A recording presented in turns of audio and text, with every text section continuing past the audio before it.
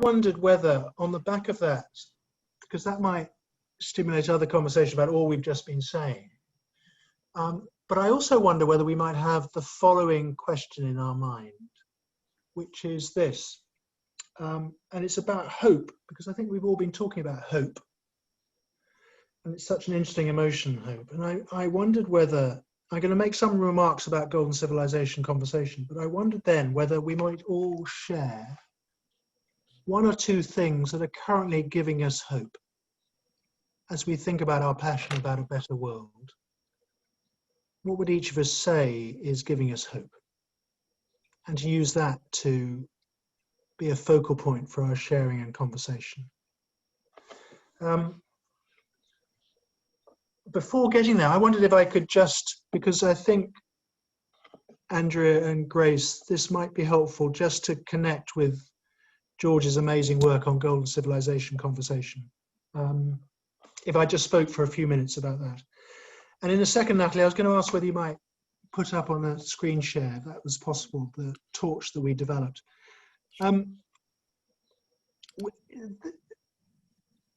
George's passion is about improving civilization through conversation and collaboration. And as he wrote his book and published his book, I gathered a group of about 25 together in North London. And they were friends, consultants, spiritual leaders, family, leaders of organizations.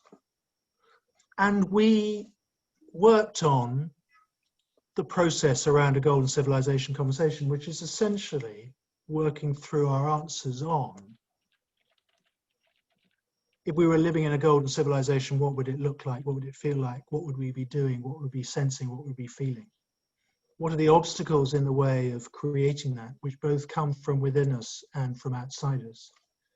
And what actions might we choose to take? And this was a couple of hours. And on the back of what we shared then, we developed, and it's got my name at the bottom, that's very kind, but it's very much a group creation. And I'd quite like to read it because I like reading this out. So this was November 2018. It's been our focal point ever since. This notion that if, as a consequence of our work together and in league with other like-minded groups across the world, that we, the human race, live in liberty with truth, freedom of expression and justice at the core of our existence, place the health and longevity of planet Earth and all who live on it at the forefront of our attention. Delight ourselves in each other with our joy, humor, optimism, and sense of fun. Live in harmony and compassion, embracing difference in a spirit of empathy, kindness, tolerance, and love. Explore and deepen our wisdom, our self-knowledge and creativity through vibrant dialogue, learning, science, and art. And move forward every day with a deep sense of collective endeavor, courage, vigor, and vitality to improve the lives of all on the planet. How would that be? And in that first conversation, we talked about a range of obstacles that might get in the way, and they were things to do with our own cynicism or apathy or greed or alienation or lack of hope, but also to do with external things, to do with inequality, cynicism, political deficiencies and so forth. But even in that first moment, which was 2 hours, 25 people, we generated a list of things that we wanted to go away and do personally and collectively. Some of them to do with education, some of them to do with generosity of spirit, some of them to do with imagining we were living in a golden civilization right now. And ever since then, that group has met every 2 or 3 months. Sometimes 6 or 7 people, sometimes 15, 16, sometimes virtually, sometimes face-to-face. And we've done 3 things all the time, always looking around this torch. We've always supported each other in a spirit of comradeship about how we're doing, what we're choosing to do.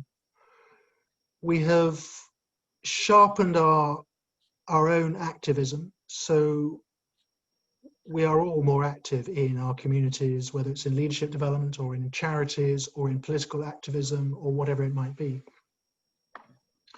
And we've chosen to collaborate on one collective endeavor, which has been to do with the notion of wisdom. Because whenever we came back to our conversation and the torch, we kept on coming back to wisdom. And we said to each other that in the spirit of supporting improvement in civilization, we want to go on a journey of exploring what wisdom really is and to bring more of those resources about wisdom into the hands of others and ourselves. And when I say that, David Attenborough, Grace, you were talking about the planet and the environment and so forth. He's just written a book, which is sort of his last testimony, I think. And he closes the last words in that book read as follows: "We've come as far as we have as the human race because we are the cleverest creatures to have ever lived on Earth. But if we are to continue to exist, we will require more than intelligence. We will require wisdom. We must not give up hope." There's the hope word again. We have all the tools we need. And that was his call for action around wisdom and hope. And just without overextending this, we've done a range of things. You'll find on the Golden Civilization website a number of conversations that I've facilitated about wisdom, about transitions, about models of wisdom. I'm going to share a couple of those things in a minute, about dissent, about hope, about presence, around collaboration, around purpose. We formed a Centre for Wisdom, which meets fortnightly. We have 30, 40, 50 people who come to that virtually, and we are being very practical about it. So people bring challenges, and if we are, like whatever it might be, if we are going to do this wisely, how would we approach it? And we have formed a project around the future of work, reimagining the future of work, the future of organizations. And we will be putting a flare up around that and running a conference, we hope face-to-face, but it might have to be virtual, next May, to support a reimagining of the workplace around the principles of wisdom. One other thing I'd say on process is that what we've been doing each time is connecting about our experience. So this year about the experience of the pandemic and how it has felt to us. But we've also been consciously observing our own leadership and that of others, and supporting each other to articulate some of the things and features of our leadership that we want to amplify and model more. So for instance, at our recent conversation, we came up with things like, we would like to amplify and model a sense of deep purpose to contribute to the shifting consciousness that's going around the world about what is right and wrong. To stand, a bit of jargon here, in the fertile void, the empty space of not knowing. So many of us feel so uncertain in the liminal space between things. The whole COVID-19 piece feels such a liminal, transitional space. So how does one hold oneself in uncertainty? Holding the polarities that we all carry, whether it's courage and caution, or light and dark, or fear and courage, whatever they might be, to be more present, to nurture compassionate communities, so forth. So, I mean, that's a process point. And the last thing I wanted to say before pausing, because I've spoken much too long, is that we've, around the notion of wisdom, we've decided not to try to go for a definition of wisdom because we thought that wouldn't be wise. But we've explored it. And here are a couple of examples. One of us has developed a model for organizational wisdom, which carries the notion of inner wisdom and outer wisdom. We have 6 characteristics that all helpfully begin with C. So our model of inner wisdom is around the notion of conscience. What pricks our conscience? How do we sustain our conscience, our sense of moral compass? Sense of context, looking out from inside to the environment. Our sense of consciousness, how do we develop our minds so they're even fuller of the virtues that we hold so dear, whether it's compassion or hope or generosity or kindness or courage. Because we know, don't we, that habits around those can develop our brain to do that more. And our model of outer wisdom is the notion of courage, collaboration, and compassion. Compassion, that sense of noticing suffering and going towards it in a spirit of wanting to relieve it.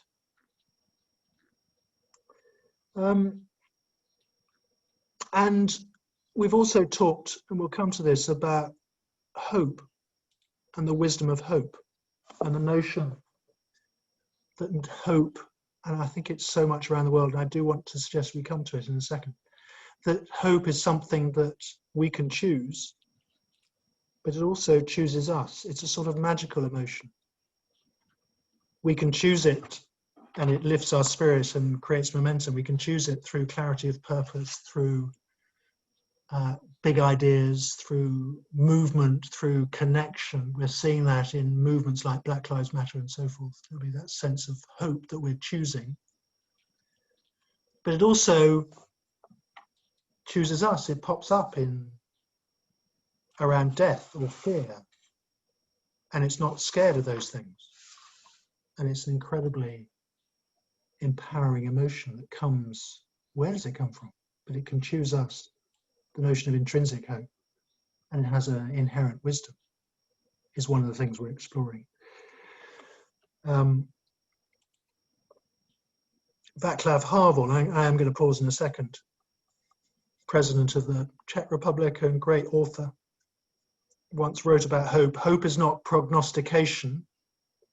It's an orientation of the spirit, an orientation of the heart. It transcends the world that is immediately experienced and is anchored somewhere beyond its horizons. It transcends the world that is immediately experienced and is anchored somewhere beyond its horizons. So I just talk about that and one of our models of wisdom in the sense of just opening up some of the things that we've been exploring. And we're trying to make it very practical. So we're now going to work on reimagining the future of work through some of those principles, because we feel through COVID-19 that we need to reimagine the world of work. Let me pause there and just, because I've spoken to some length there. So I think the point I wanted to emphasize there, and I don't know, Anja, whether it helps at all, that sense of a trajectory over 2 years of a group that's been, started with George's tremendous vision of a sense of let's collaborate and converse about what a golden civilization is, let's create a vision, but then let's go to it. And this is just one humble example of going to it. Oh, Andrew, there you are. Take care. Let me pause, because I want to come to hope, but let's, Grace, Mary, what does that stimulate for you? What would you like to say to each other, to me, to us? How would we converse around all that you introduced at the beginning and what I've just said? Where would you go? Julian, do you know the word bashet? I don't. I'm glad I'm going to learn about it. It's a Hebrew word. And it's bashet that it means preordained. You have just been talking about my life journey. Oh.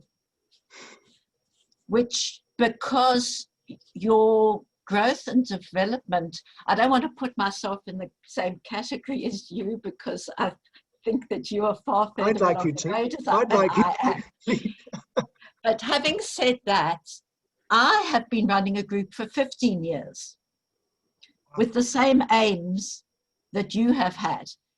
And what started this group was that when I was in my mid-60s, I thought to myself, I'm supposed to be a wise woman. How am I going to develop my wisdom? And Mary has participated in some of the groups that I've run. And whilst I've, for the sake of salesmanship, I have articulated my aim a little bit differently, and I've articulated my aim in that I help people of my age to live the fullest life they can. And we do this by looking after our cognitive health, by retaining our curiosity and looking at our life's challenges going forward. We look at our emotional resilience so that we can cope with the challenges that come to us in the best way possible.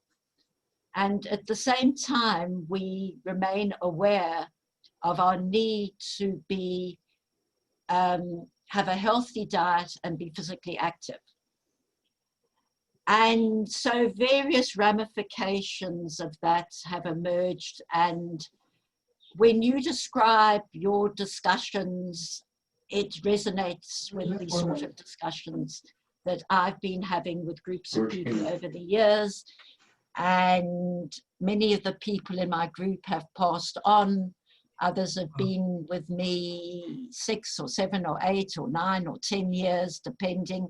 It's an open group and people fall out and they come in. And I've reached a critical point at today and this week and at this particular time because of the coming together of climate reality, COVID-19, and re-awareness of inequalities and racial tensions. But I've been on a similar path to the one that you're describing with my group going forward. And I think there's a tremendous amount of synchronicity between what you are doing and what I'm attempting to do in my own way. Absolutely, and here. And I want to explore much more about that, Grace. I'm wondering, Mary and Natalie, what you'd throw in. I think we're also welcoming Martin, aren't we? Are you there, Martin? Have you just joined us?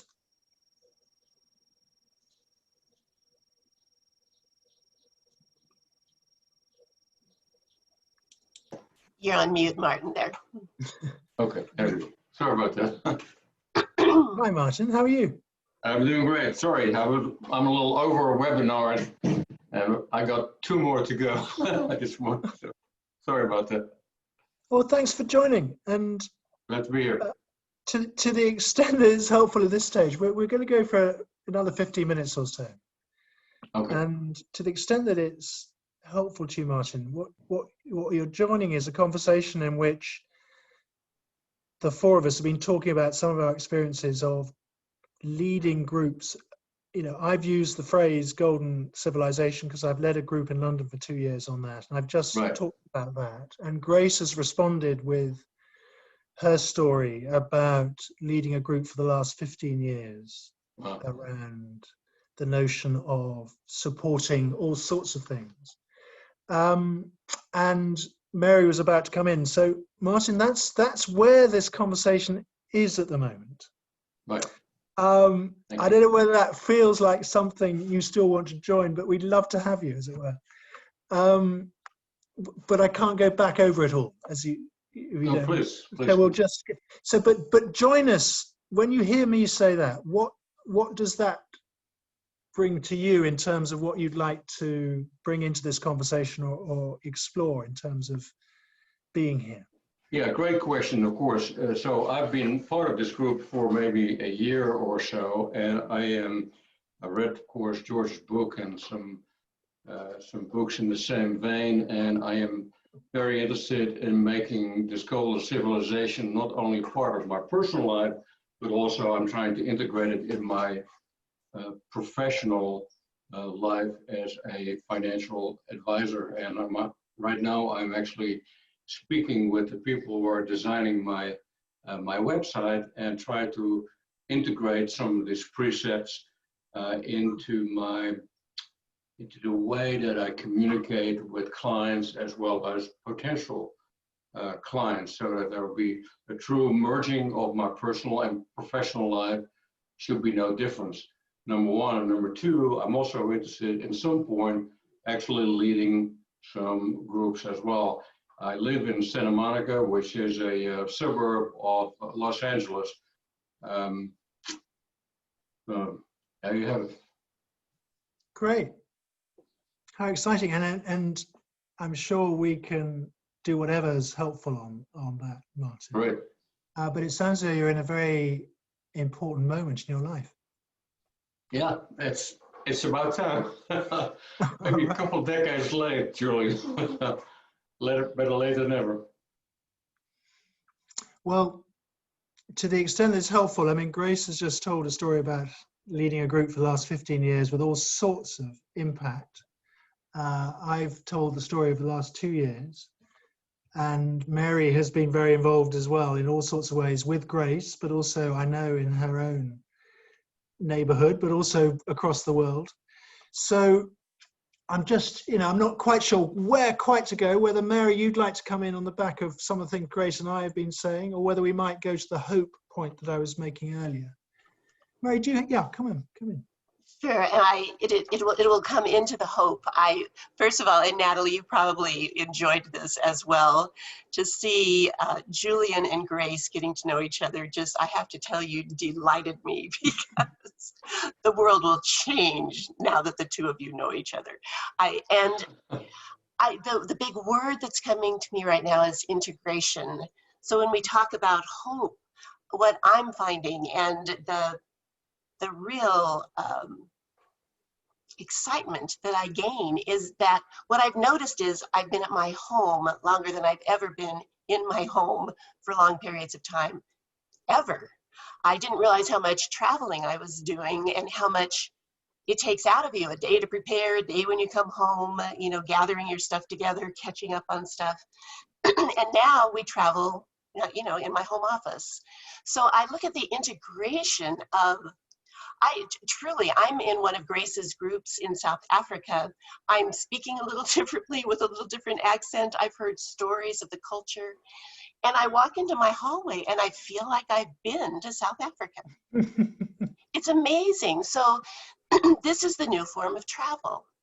And it's sustainable. I wish Andrea were back here to hear that. It's such a sustainable thing to travel to South Africa from the beauty and wonder of my own home.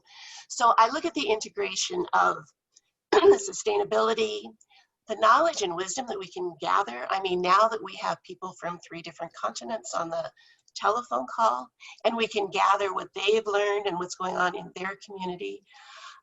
That's what's really striking me. The fact that I can gain wisdom and hope through these gatherings, and at the same time, I'm not leaving the carbon footprint of traveling to see people face to face.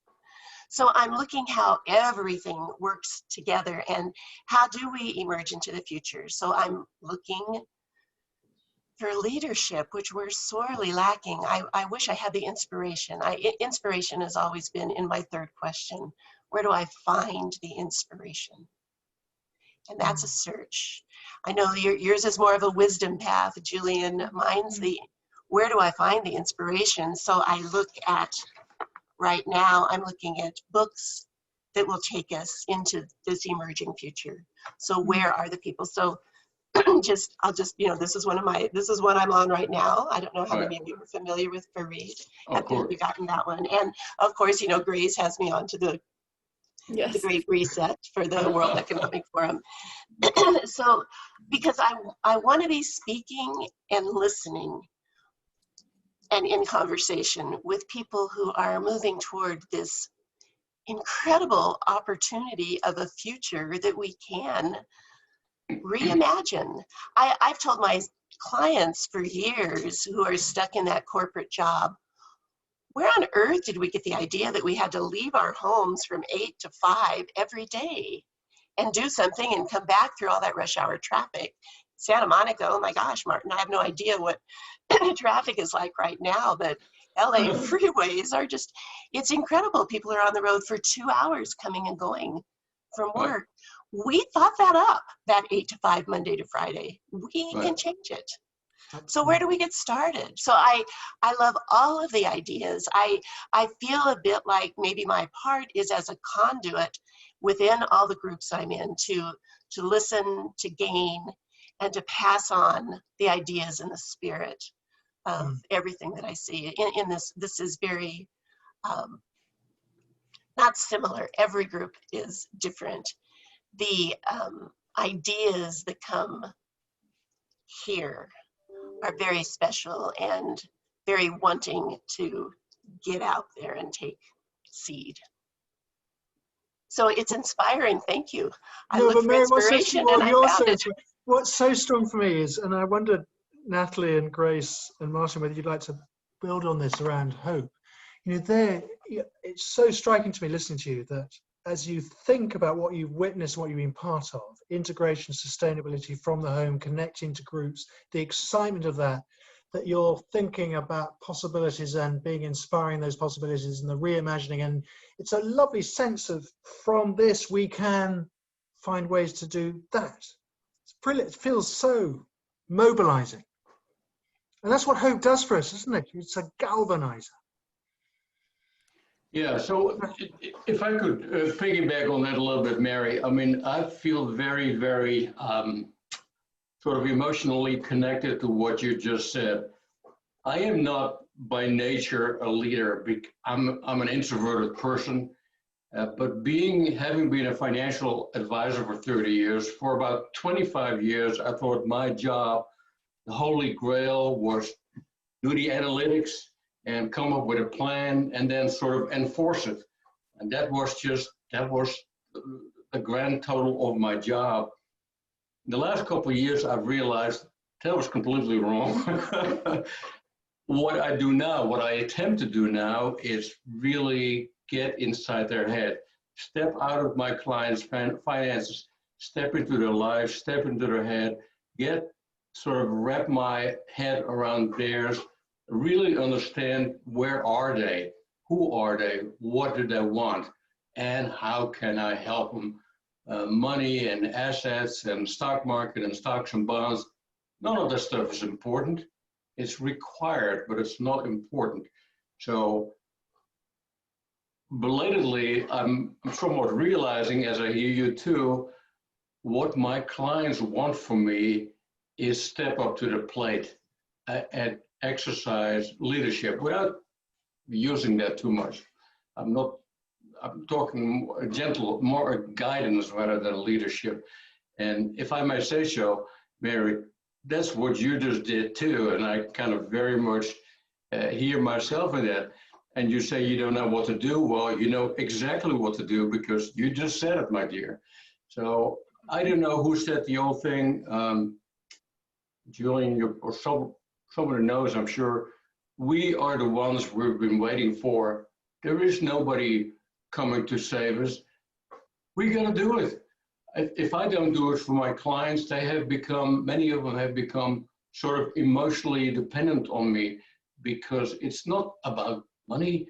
Is it important? No, it's necessary, but it's not important. Life is important. So I have veered in that direction. So I'm envisioning at some point when I start leading some groups, I will do exactly the same thing. Help shape people thinking a bit and be an example, be with them, and just point to a bright, shining future. I might add to that, for your amusement and information, I watched Robert Reich yesterday. He has I love Bob Reich. I think he's just great. He used to be Clinton's labor secretary. He has a documentary on LinkedIn that's called Saving Capitalism. And he just goes around the country and he is able to explain very complicated concepts right to the people. And he said, you can take it back, people. You can take it back. you got to get involved in the process. You can't just stay back for 4 years, put in your vote, and then go back to what you're doing it for. So and I'm sorry, I'm talking too much here, but this is what I'm foreseeing my contribution to this group and the Golden Civilization to be. Just help people energize their anger, really, and turn it into a positive course for change. Oh man, I sound like Martin, well, let me tell you what you're doing for me. I mean, you're giving me a surge in hope. Oh, okay. No, seriously, surge in hope. Listening to your personal intent, personal shift, but then your clients are going to be so fortunate. So in terms of consciousness and shift, and so that makes me feel full of hope. Thank you. Martin, I want you to know that if you want to ask me anything about my experience of looking after a group from 2 years ago through 2 years, I'm available. Cool. At any time, night and day, just be in touch. Great. Thank you. Because I'm not going to belabor it now, but I've learned a great deal about how to start these, how to sustain them, how to go with the rhythm of ups and downs, right? How to get over fear of whether anyone wants to meet, how to get over my own nervousness, right, and hesitancy, and so I'm ready to go, Martin. Anytime. Thank you. I appreciate that. Not at all, but feeling the hope. And Grace, Natalie, what would you throw in on anything on the notion of hope, and given what I was saying, what Mary was saying, what Martin was saying, what's giving you both hope at the moment? Natalie, come on. Yeah, sure. Yeah, I can go. So in terms of like my hope, I think this is taking it in a totally different direction, I would say. But one of the things that I've just been so impressed by recently, and I guess it also has to do with, this is also what I do for a lot of my work, but the way that social media has been used within the past, I don't know, like 5 months or so, I think has come about like a dramatic shift. I think, you know, Facebook has always been a political place, obviously to the detriment of the 2016 election.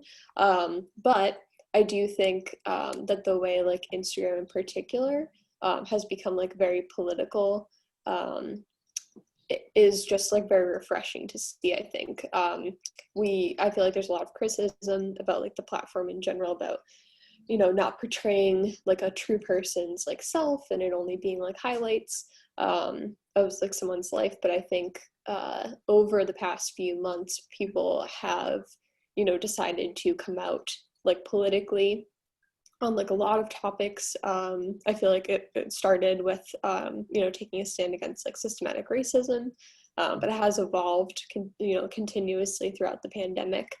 And I think it's just great to see these platforms like where people are reaching, you know, like sometimes millions of people per day, to have like the courage to, you know, like potentially isolate someone by like coming out in support of something that they think is right. And I feel like it's just created a conversation where we're kind of like normalizing again the idea of, you know, actually speaking out about something that you believe in. Whereas I think, especially here with the polarization that's been happening since like Trump got elected, a lot of people, you know, were just like afraid to talk about politics, and I think it's been great to see people like my age and a lot younger too, like the generation below me. They're very impassioned, and I think it's great that the platform is kind of meeting them in a way that, you know, it's allowing them to have these opinions and share them with people. Mary used the word surge earlier to do with the pandemic over here in the UK, but that's the word I'm thinking about when I listen to you. So a sort of surge in consciousness, in expression, in moral compass, taking a stand. it's not just at the level, what I'm hearing is not just the level of cerebral, it's at the level of feeling, isn't it? Into the heart Yes. and body. And that's what gives us hope, isn't it? It's heart, mind and body being expressed in all these different ways. Am I hearing right? Yeah, no, I totally agree. I think it's more about, I think people are feeling more comfortable speaking about things that they believe deeply in, which I think is great. It's if it's something that you believe strongly in, I think that it's important that there's a consensus that we should be sharing that. And I think that recently that's become like much more the norm, and it's become like more normalized. Yeah. And that has to give us hope, doesn't Yes. it? Thanks so much, Natalie. And Grace, what would you add on the back of all you've shared so far about hope in particular? What are you noticing? I want to talk directly to you. I mean, just to listen to you in the last 15 years and all that you're saying about your intent, wow, I tell you what that does to my hopeometer too. Just the way your stance and stand. People must really love you. They either love me or hate me.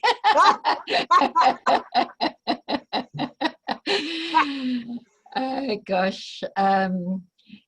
You know what gives me the most hope is that I can meet people like the four of you in this Zoom room and have such a beautiful conversation with like-minded people and just get a resurge of confidence that there are enough compassionate people around to transform those sorts of emotions more widely. The respect for other people, the understanding that my comfort zone and your comfort zone are intimately connected.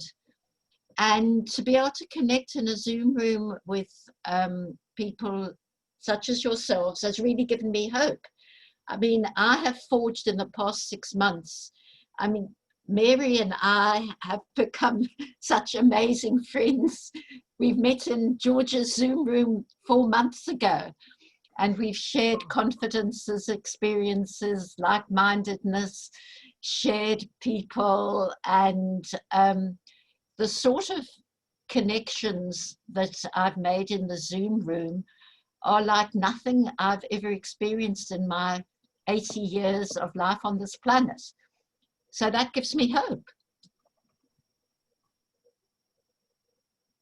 It's the meta theme for this conversation, isn't it? That's what we have been living, but that's what we've been articulating, isn't it? I mean, Martin, his own shift, if I could say this, your own shift and your own sense of contributing to helping others in their consciousness about their lives, and Mary, integration and connecting around the world, and Natalie around social media and the rising consciousness, surge in consciousness, and my little story about our group here and how that's built something really had huge potential around wisdom.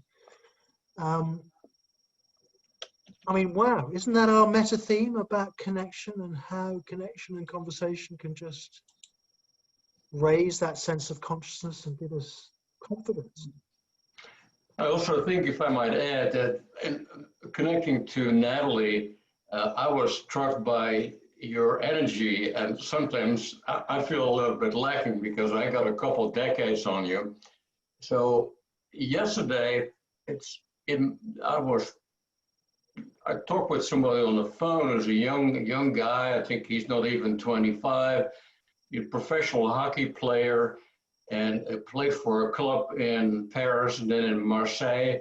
And that was a great connection because Barbara and I, we are Francophiles, and we'd like nothing better than to move to France, quite frankly. But the point of it is, Ben had a friend who at some point got very, very depressed and actually tried to kill himself. And Ben was right there. This happened about a year and a half ago. And fast forward, he has now started an organization, nonprofit obviously, that works towards destigmatizing anything that surrounds people who do involve in acts of self-harming. He's 24 years old. I mean, frankly, I was blown away.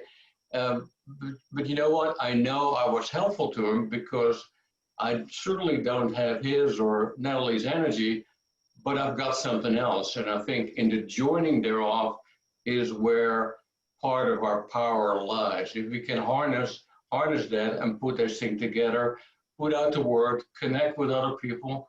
And I'm very active. While I'm doing this, I'm also really trying to grow my business at the same time. So frankly, I bother sometimes people talking about this stuff, but I think, I don't care. This is what I believe. If you don't believe any of this, frankly, I don't want you as a client. And you know what? I'm finding people are pretty open to this. As I discussed with the hockey player yesterday, as he's working towards his organization, his nonprofit is working towards destigmatizing suicide and what have you, depression really. I shared with him that over the last year, certainly since the beginning of the year, I found that many of my clients have expressed loneliness because they're all cooped up at home, and sometimes I'm lonely, but I have all these people that I don't talk to, so it's not really a problem. And so that's what I do a lot now. I speak with them about feelings of loneliness, sometimes explicitly so, and sometimes dance around it a little bit, wanting to be helpful. So thank you, Julian, because I'm seeing that all these things are now connected, and that's so the younger and the older can combine and carry out the word together and make this goal of civilization a reality at some point. And again, I'm thinking maybe we should have Bob Reich talking to us at some point. He's got to be 75. I'm impressed because there he is, getting on the bus, getting off a bus, driving around the US, talking to people, not all in the big cities, book signings, but he's really talking to people and explaining to them where their anger is coming from, and he tells them, don't let yourself be manipulated by the politician. You have anger because you know there's something wrong in our system, but being taken advantage of by certain politicians, that's not going to help you. What is going to help you is be involved, get to be part of the solution. And which is why I'm here too, because at some point I realized I got to stop whining. I have no right to whine if I don't do something positive at the same time. I'm sorry, I'm talking so much, but I get all excited here. Martin, I want to just say one thing, and I've been thinking about whether I should say it, but I want to say it on the back of what you've said, because it's about connection. And I would imagine Natalie and Mary and Grace could say things too. I do suicide counseling. I was doing a shift this morning, and this morning, so I want to talk about global connections. This morning I was with a man in his early 30s who was horribly tortured in Egypt when he was in university. He's now in the UK trying to seek asylum. He's been imprisoned for illegal activities around asylum. He tried to kill himself twice in prison. And the conversation was full of hope because he was finding something stirring in himself, which was about agency and going to see his sick father who he hadn't seen since he had to leave Egypt because he was rescued from prison while being tortured. Because he has a lovely relationship with the woman he's married, because he wants to do things in the world to do with the environment. All those things that we've all been talking about, and yet grounded in this extraordinary life of misery and self-harm and horror, but his agency is rising. And the reason I'm saying that is because of connection. You've talked about that. I have that experience, which is also a global experience because he grew up in Egypt, but he was talking to me in London.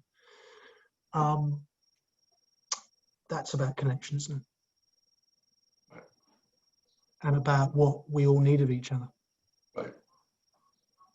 In any present moment. And he's in my heart now because Right. of his extraordinary courage, really.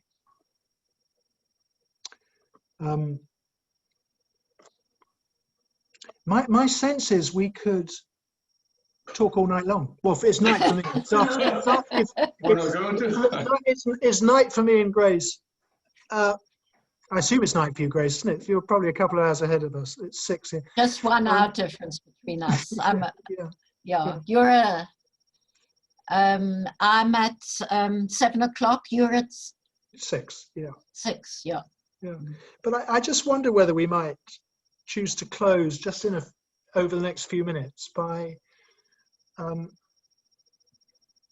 I'd like to model this, to say one thing that feels different as a result of this conversation for each of us, and one thing that we're going to commit to.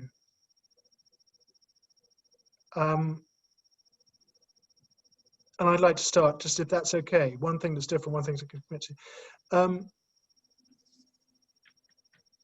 The one thing that, is it different or just feels so profound to me, which is the notion of the hope of connected consciousness, connecting consciousness. That's what seems so strong for me from this conversation, and it's been an absolute delight. And I had no idea we'd go anywhere near that.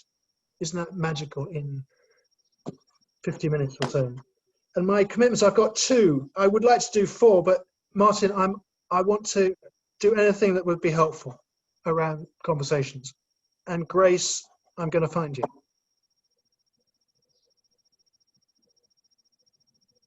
Who'd like to go next? Well, I'll feel incredibly energized, as you said, Julian. Just I feel we're doing a Vulcan mind meld here.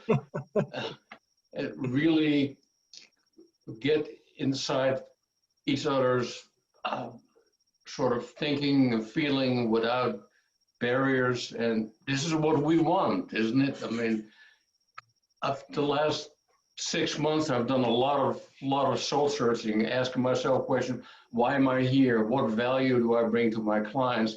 What is the rent that I'm paying for living on this planet? That sort of thing.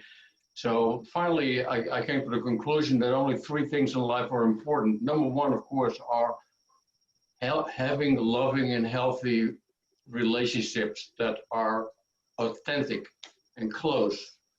And number 2 is, of course, health. If you don't have health, you don't have anything. And number 3, that goes to my profession, is financial freedom to pursue whatever fills your heart and soul. So these are the things that I've talked to with clients that I never did. I used to be a complete egghead talking about analysis and graphs. If there's math somewhere, I found it because I'm good at that stuff. I've completely ditched all of that. I don't talk about any of it anymore because people, they don't care. And they're right. It's not important. It might be required, but it's not important. So when we have a meeting like this, and thank you for allowing me to be here, it's an incredibly energizing, and it will help me. It's helped me to have conversations just like this going forward, and that is where we need to sort of like expand our group, expand the consciousness, expand the thinking, expand the energy, and ultimately, hopefully, get people so energized. Like I'm terribly energized by seeing this Bob Reich documentary, Saving Capitalism. Just getting people said, no, it doesn't need to be this way. We know there's stuff wrong, but by you just griping about it or allowing yourself to be manipulated by certain political figures, that doesn't do it. That doesn't help. Instead, get involved. Oh, he said, all of you in the room, call your congressperson, call your senator, bomb call to action. So if there's, you know, a model for our future for golden civilization, this would be it. This is it for me. Let me talk for myself. Wow, Martin. Woo! Cool, man.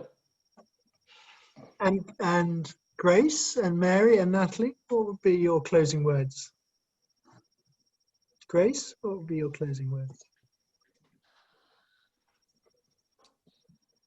I've got to say that what's come out for me in this meeting is something transcendental. I happen to have at the moment a daughter who is in the most profound depression. Oh. And I'm at my wit's end. Oh. She's had psychiatric treatment, psychotherapeutic treatment, occupational treatment. She's got family who loves her, friends who are loyal. But I don't know whether Julian or Martin are going to offer to try and help her with some counseling. I've actually got a beautiful niece who lives in Canada, and my daughter spent hours on the phone talking to my niece. But maybe you can bring a chink of light into her life. It's a very, very, very worrying and difficult situation. Not hopeful at all, but the fact that I've met two people who counsel in this area or acquainted with people who counsel in this area, that's maybe the hope that I have achieved in a, as I say, a transcendental manner. Oh, Grace, I'm so sorry she's going through what she's going through. And well, I'm going to find you.